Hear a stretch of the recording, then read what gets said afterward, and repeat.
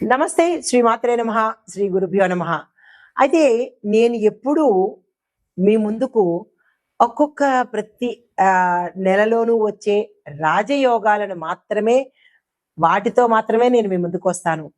అయితే ఈ రాజయోగాలు, మహారాజయోగాలు, యోగాలు ఇలాంటి వాటిలో స్పెషల్ ప్రతి ఒక్కళ్ళకి ఏదో ఒక మంచి జరగాలనే ఆశయంతో మీ ముందుకు ఈరోజు మరొక యోగాన్ని తీసుకొచ్చాను. అయితే ఆ యోగం ఏంటంటే శుక్రగ్రహము నక్షత్రంలోకి మారడం వల్ల వచ్చే అరుదైన రాజయోగం అన్నమాట.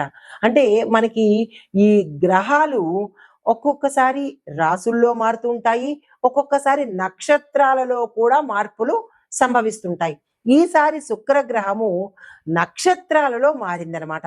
ఈ మారడం వల్ల ఎలాంటి చారిత్రాత్మక సంఘటనలు జరుగుతాయి, రాసుల వాళ్ళకి ఎలాంటి మంచి ఫలితాలు వస్తాయి అనే అంశాన్ని మీకు సవివరంగా తెలియజేస్తాను.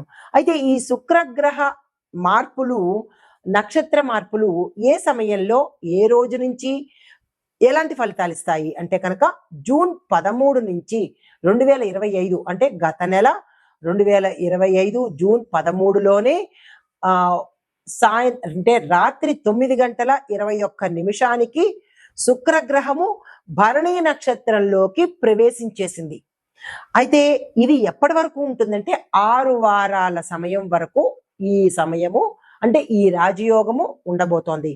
ఆ సమయం ఎప్పుడు అంటే జూన్ 26 మళ్ళా మధ్యాహ్నం 12:24 సమయానికి శుక్రుడు కృత్తికా నక్షత్రంలోకి మారాడు. అంటే భరణి నక్షత్రంలో నుంచి కృత్తికలోకి మారాడు. ఇలా ఒకే సమయంలో ఒకే నెలలో 2 నక్షత్రాలు శుక్రగ్రహం మారింది. అయితే వీటి యొక్క ఫలితాలు కొన్ని రాసులు లక్కీ రాసులు, రాజయోగాలే కాదు సుమండి, ఈ రాజయోగాలలో కూడా నక్షత్ర రాజయోగాలను కూడా మీకు నేను అందిస్తున్నాను. అయితే 4-5 రాసులు అయితే మాత్రము చాలా చక్కగా ఉండబోతున్నాయి. మేషరాశి, వృషభ రాశి, మిథున రాశి, ధనస్సు రాశి, సింహము ఈ రాశుల వాళ్ళకి విశేషంగా ఉండబోతోంది. అయితే ఇవి ఎందుకు లక్కీ రాశులు అనేది కూడా మీకు తెలియపరుస్తాను. శుక్రగ్రహము సంపదకు, సౌఖ్యానికి, ఆనందానికి ప్రతీక. అయితే ఇవి భరణి నక్షత్రం నుంచి కృత్తికా నక్షత్రంలోకి మార్పు చెందిన సమయము అంటే జూన్ 26 వరకు మనకి ఇంకా చాలా సమయం ఉంది. కాబట్టి ఎట్లాంటి ఫలితాలు ఇస్తున్నాయి ఈ రాశుల వాళ్ళకి అంటే కనుక ఆర్థిక లాభాలు, కెరియర్లో గ్రోత్, ప్రమోషను, ఉజ్వలత అంటే విపరీతమైన డ్రాస్టిక్ చేంజ్ ఇవ్వబోతోంది. తర్వాత వైవాహికంగా అంటే వివాహపరంగా, దాంపత్యంలోనూ గుడ్ రిలేషన్స్ ఉండబోతున్నాయి. దీంతో పాటు ప్రజాదరణ, సోషల్ మాధ్యమాలలో ఎవరైతే ఉన్నారో వారికి విశేషమైన స్థాయి లభించబోతోంది. అయితే ఏ నెలలో ఎంతెంత కాలం ఉంటుంది అనేది కూడా మీకు తెలియపరుస్తా. మీకు ఒక కన్ఫ్యూజన్ రావచ్చు, ఏ నెలలో మేము చూసుకోవాలి, ఎంతెంత సమయం ఉండబోతోంది అనే సందేహం లేకుండా అది కూడా మీకు ఇక్కడ ఇచ్చేస్తాను. అయితే ఈ శుక్రగ్రహము భరణి నక్షత్రంలో జూన్ 13 నుంచి 26 వరకు, కృత్తికా నక్షత్రంలో జూన్ 26 నుంచి సుమారు జూలై 10 వరకు అనగా 12 రోజులు ఉండబోతోంది. అయితే ఈ ఈ 2 రోజులు చాలా గుర్తుపెట్టుకోండి. వీలైతే స్కిప్ చేయకుండా నోట్ చేసుకునే ప్రయత్నం చేయండి, లేదా మరల చూసే ప్రయత్నం చేసుకోండి. శుక్రుడు స్వరాశిలోనే అంటే వృషభ రాశిలోనే జూన్ 29 నుంచి జూలై 26 వరకు ఉంటాడనమాట. ఇది కూడా మీరు చాలా జాగ్రత్తగా ఏ రాశుల వాళ్ళకి ఏ సమయాల్లో అనేది చెప్పాను కాబట్టి రాసుకుని నేను చెప్పే పరిహారాలు కానీ ఈ యొక్క ఫలితాలు కానీ జాగ్రత్తగా చూసుకునే ప్రయత్నం చేసుకోండి. అయితే మొత్తంగా చూసినట్టయితే జూన్ 13 నుంచి జూలై 26 వరకు సుమారుగా 6 వారాల పాటు ఈ శుక్రుడు సంచారం చేయబోతున్నాడు అనమాట. విశేషమైన ఫలితాలను ఇవ్వబోతున్నాడండి. అయితే ఆ రాసులకే కాకుండా దేశకాలమాన న్యాయ ఆర్థిక రాజకీయ రంగాల్లో కూడా మనం చూసుకోవాలి కదా. ఇప్పుడు ఒక్కొక్క పరిధిలోనూ ఎలా ఉండబోతోంది అనేది చెప్తాను. ముందుగా ఆర్థికంగా చూసినట్టయితే ద్రవ్య వేదన అంటే స్టాక్ మార్కెట్లో కావచ్చు పెరుగుదల కనబడుతోంది. టెక్, ఎఫ్ఎంసిజి, ఐటీ రంగాలలో వృద్ధి కూడా కనబడుతోంది. తర్వాత విదేశ పెట్టుబడులు చాలా ఫ్లో ఎక్కువగా ఉండబోతోంది. వృషభ, మిథున, ధనస్సు రాశుల కలిసే ఈ అనుసంధానం అనేది ఏర్పడబోతోంది. తర్వాత పేమెంట్ వ్యవస్థలో సౌకర్యాన్ని తీసుకొస్తున్నారు.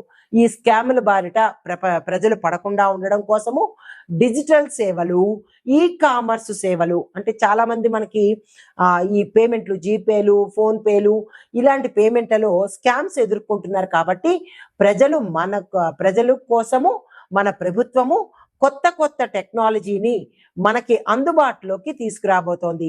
ఈ కామర్స్ ఒకటి, డిజిటల్ సేవలు ఒకటి అందుబాటులోకి తీసుకొస్తోంది. అయితే ఇంకా రాజకీయ పరిస్థితులు చూసినట్టయితే కనుక రాష్ట్ర ఎన్నికల సమీకరణాలు జరగబోతున్నాయి. ఇప్పటికే జనవరి, మార్చిల్లో గమనించినట్టయితే కనుక మే 14 నుంచి శుక్రయోగం కూడా మనకి కంజెక్టివ్ అవుతోంది. దీనివల్ల కొంత మార్పులు జరిగే అవకాశం కూడా కనబడుతోంది. అయితే ముఖ్యమైన నిర్ణయాలు ఎప్పుడు తీసుకుంటారు అంటే జూలై, ఆగస్టు మధ్య కేంద్ర రాష్ట్రాలలో నిర్ణయాత్మక పాలసీలు మనకి ప్రవేశపెట్టబడబోతారు. అది ప్రజాదరణ పెరుగుతుంది. ప్రజలకు ఇష్టమయ్యేటట్టుగానే ఉండబోతున్నాయి.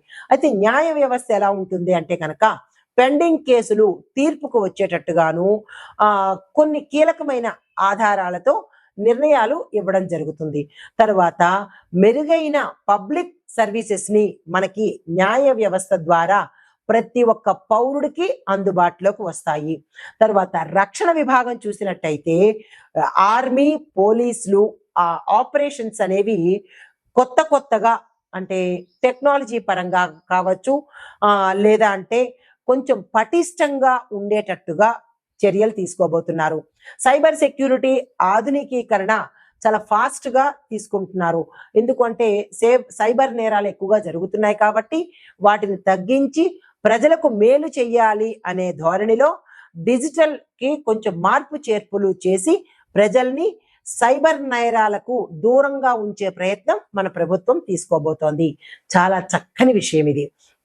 అయితే రాశి వారీగా దేశవ్యాప్తంగా ఈ యోగం ఎలా ఉండబోతోంది అంటే కనుక ఆర్థిక రంగం చూసినట్టయితే లాభాల వృద్ధి, ఎంఎస్ఎంఈ, ఎస్ఎంఈ విభాగాలలో మనకి ఉత్ప్రేరణ, డెవలప్మెంట్ కనబడుతోంది. రాజకీయ పరంగా చూసుకున్నట్టయితే ఓవరాల్ గా రాజకీయ నాయకులకు జనాల యొక్క డిమాండ్ ఉంటుంది, సార్వత్రిక అవగాహన ఏర్పడుతుంది. ఇక న్యాయ వ్యవస్థ తీసుకున్నట్టయితే కనుక తీర్పు వేగవంతంగాను, ట్రాన్స్పరెన్సీగాను ఉండబోతోంది. రక్షణ రంగం చూసుకున్నట్టయితే సరిహద్దుల్లో భద్రతా ఏర్పాట్లు, సైబర్ డ్రోన్స్ ఏర్పాటు చేయడము, సాంకేతికంగా టెక్నికల్ గా మరింత బలం పుంజుకునేటట్టుగా ఉండబోతోంది. అయితే సామాజిక పరంగా చూసుకున్నట్టయితే కనుక యువతలు మంచి మార్పు రావడము, దీంతో పాటు స్త్రీ సాధికారికత ఎక్కువగా ఉండబోతోంది. అయితే అభివృద్ధి పరంగా చూసుకున్నట్టయితే కనుక ఇన్ఫ్రాస్ట్రక్చర్స్ కానీ, ఐ ప్రాజెక్ట్స్ కానీ, డిజిటల్ ఇండియాలో కానీ, లేదా వైద్య విద్య రంగాలు డెవలప్ అవ్వడం ఎక్కువగా మనం గమనించబోతున్నాము. అయితే వీటి పరంగా చూసుకున్నట్టయితే మరి మేషాది ద్వాదశ రాశుల వారికి ఎలా ఉండబోతోంది అనేది ఇప్పుడు మీకు సవివరంగా తెలియజేస్తాను. అయితే ఈ శుక్రగ్రహము నక్షత్రాలు మారడం వల్ల వచ్చే యోగాలు ఏమిటి అనేది ప్రప్రథంగా నేనే తెలియజేశాను. అయితే వీటి క్రమంలో మేషాది ద్వాదశ రాశుల వారికి ఎలా ఉండబోతోంది అంటే తదుపరి రాశి మిథున రాశి.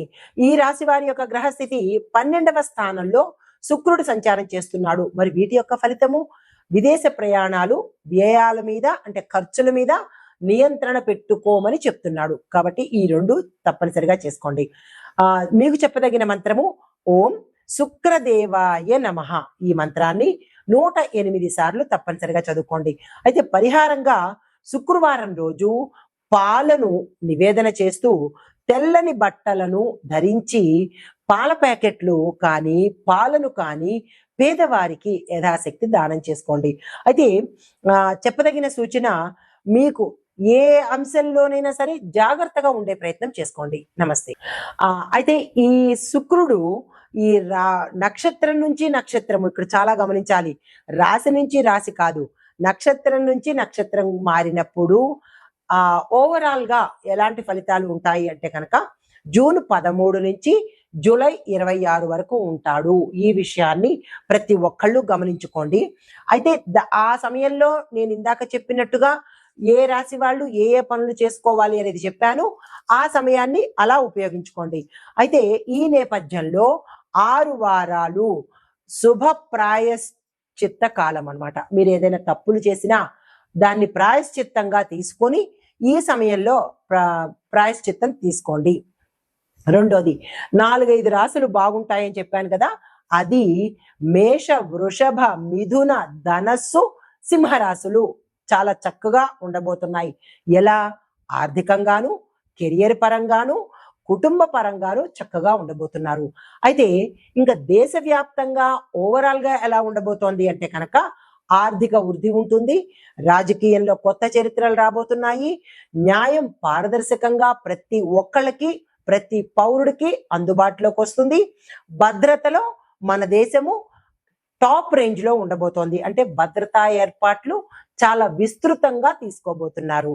అయితే ఇది ఒక గోల్డెన్ పీరియడ్ అని చెప్పొచ్చు. జూన్ 13 నుంచి జూలై 26 వరకు ప్రతి ఒక్కళ్లకు ఇది గోల్డెన్ పీరియడ్. దీన్ని వృధా చేసుకునే ప్రయత్నం అస్సలు చేసుకోకండి.